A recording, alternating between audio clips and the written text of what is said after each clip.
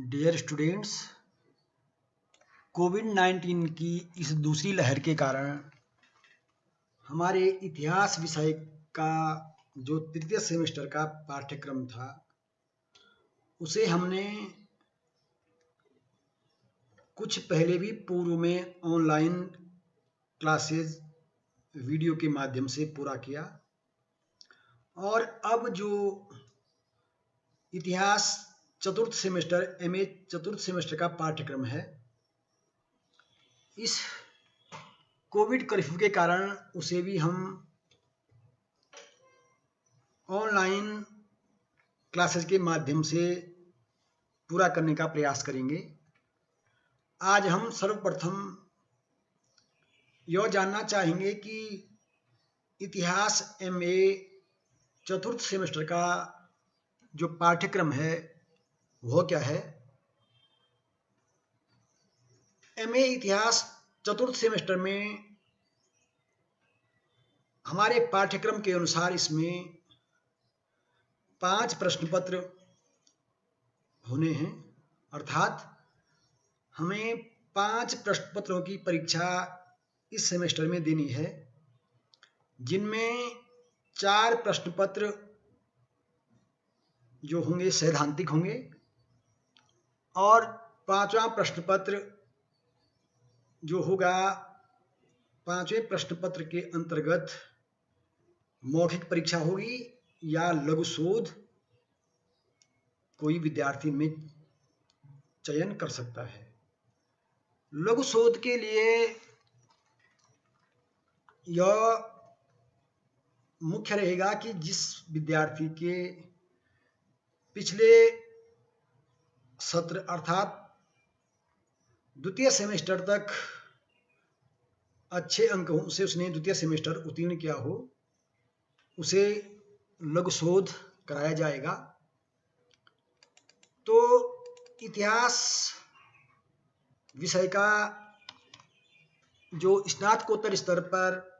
चतुर्थ सेमेस्टर का पाठ्यक्रम है, उस पाठ्यक्रम के अंतर्गत जो हमारा पहला प्रश्न पत्र है, प्रथम प्रश्न पत्र,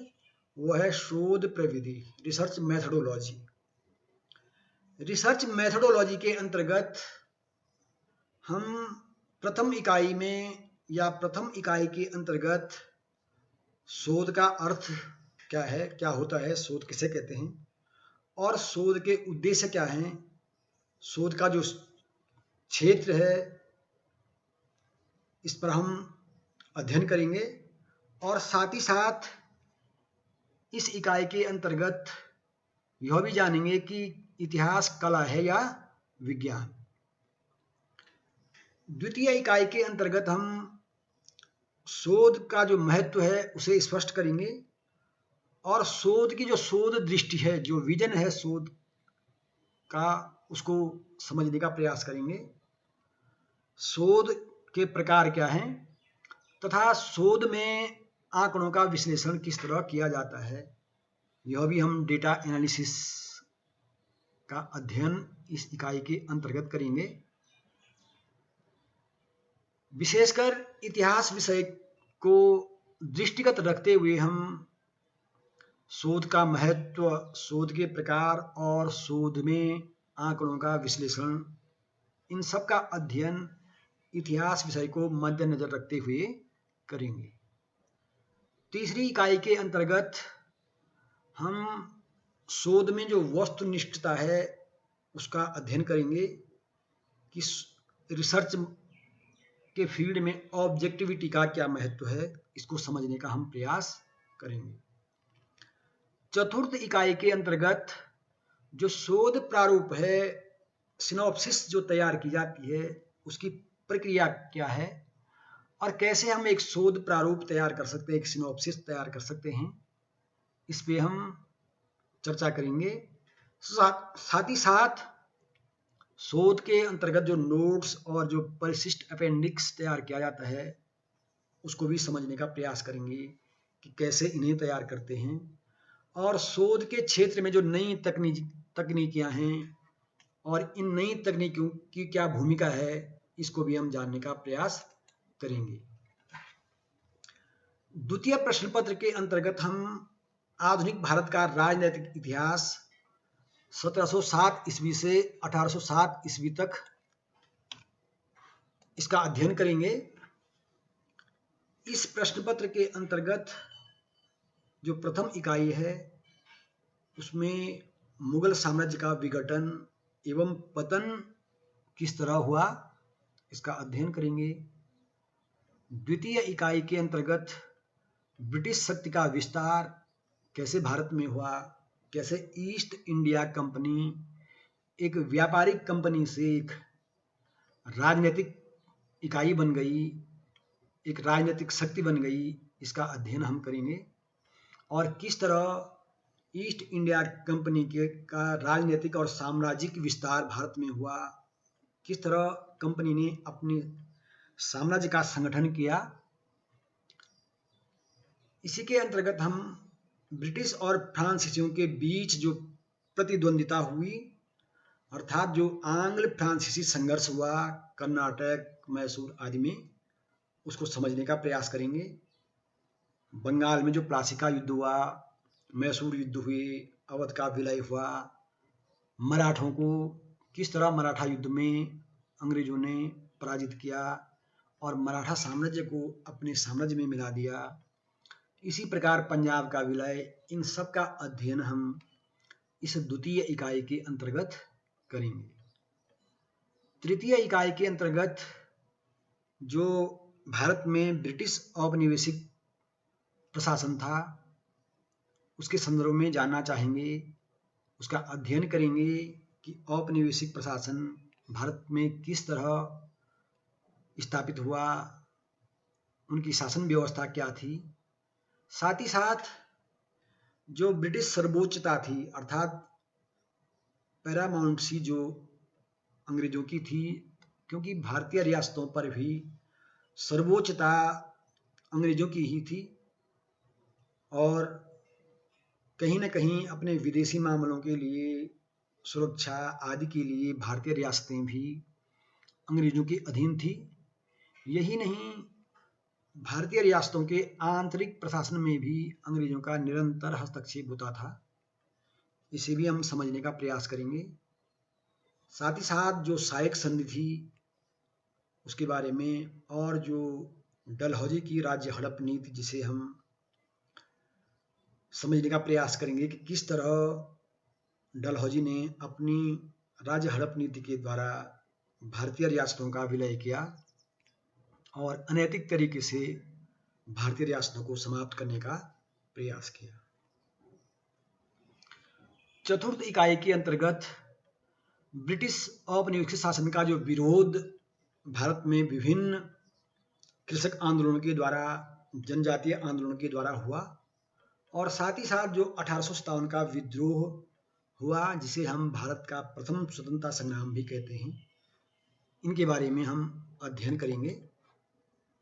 तृतीय प्रश्न पत्र के अंतर्गत हम भारत में राष्ट्रीय आंदोलन तथा संवैधानिक विकास का अध्ययन करेंगे कि किस तरह 1858 से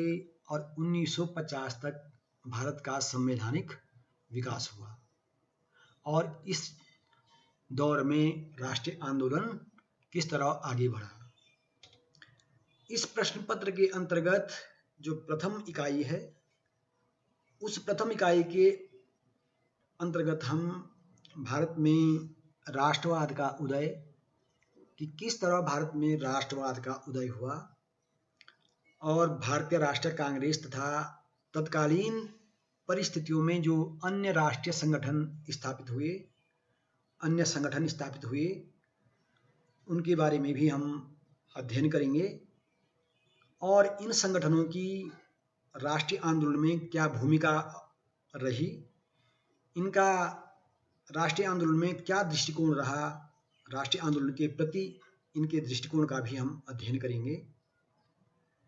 द्वितीय इकाई के अंतर्गत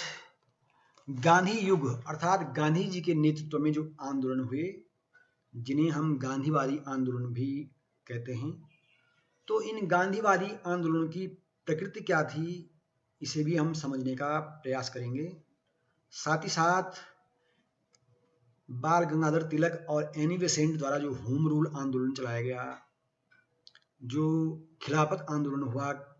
Swaraj party, Simon commission, Lahore Congress, गोलमेज सम्मेलन तथा जो सांप्रदायिक पंचाट था उसे भी हम समझने का प्रयास करेंगे, और जो पुनः पैक्ट है, इन सब के महत्व को हम समझने का अध्ययन, और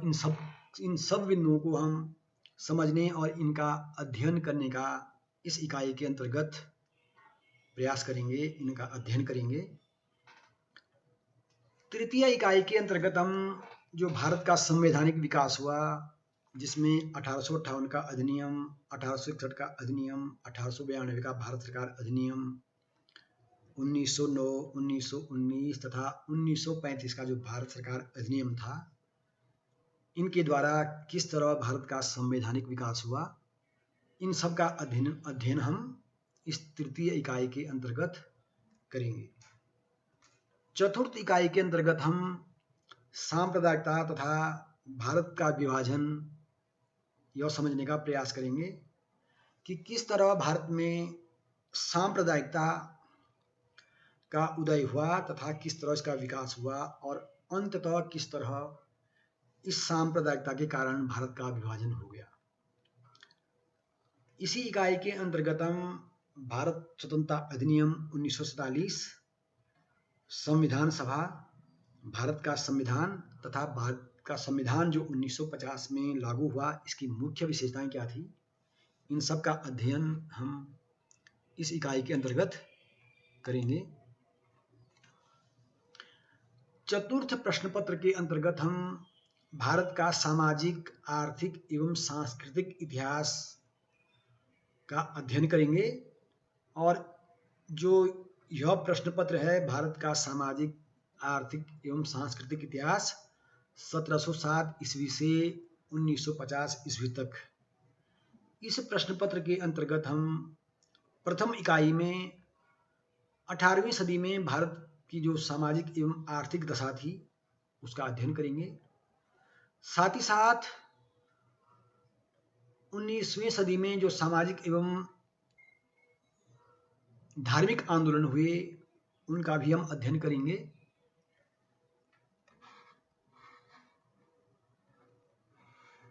और इसके अंतर्गत हम ब्रह्म Samaj, Arya Samaj, Ramakrishna mission, theosophical society, Wahabi आंदोलन और अलीगढ़ आंदोलन का अध्ययन करेंगे। इस प्रश्न पत्र के अंतर्गत हम द्वितीय इकाई में धन निकास, अर्थात भारत से जो धन इंग्लैंड गया, ब्रिटेन गया, और किस तरह उस धन का निकास, यहाँ से उसका धन का प्रवाह इंग्लैंड की तरफ हो गया, इसको समझने का प्रयास करेंगे। साथ ही साथ भारत सरकार की, अर्थात जो ब्रिटिश औपनिवेशिक सरकार भारत में थी, उसकी कृषि संबंधी नीति,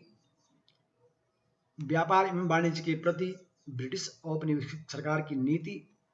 और तत्कालीन भारत में जो सूती मिलों की स्थिति थी, जूट, कोल, लोहा एवं इस्पात उद्योग पर जो ब्रिटिश औपनिवेशिक नीति का प्रभाव पड़ा, इन सब का अध्ययन हम इस इकाई के अंतर्गत करेंगे। साथ ही साथ जो बैंकिंग प्रणाली थी इस ब्रिटिश औपनिवेशिक शासन में, इसको भी हम समझने का प्रयास करेंगे। तृतीय इकाई के अंतर्गत हम ब्रिटिश औपनिवेशिक शासन में जो शिक्षा का विकास हुआ, जो प्रेस के संदर्भ में औपनिवेशिक शासन ने प्रतिबंध लगाए, प्रेस का जो विकास हुआ,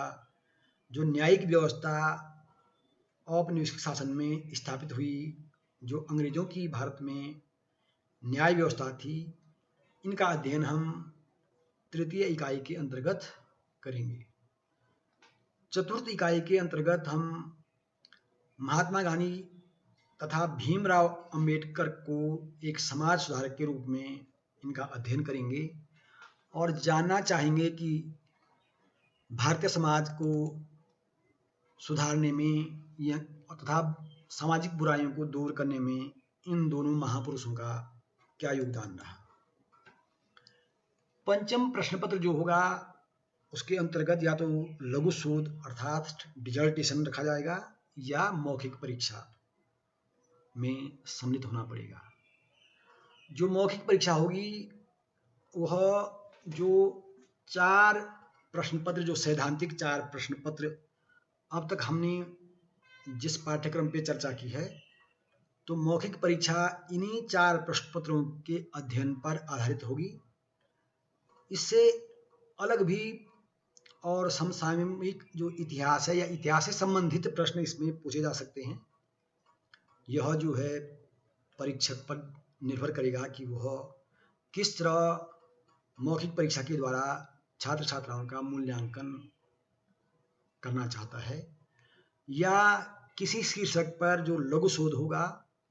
छात्र छात्राओं को वह लघु शोध संपन्न करना होगा अर्थात डिजर्टेशन पूरा करना होगा। इस तरह हमारा इतिहास विषय का जो स्नातकोत्तर स्तर का 4th सेमेस्टर का जो पाठ्यक्रम है वह आपके समक्ष है।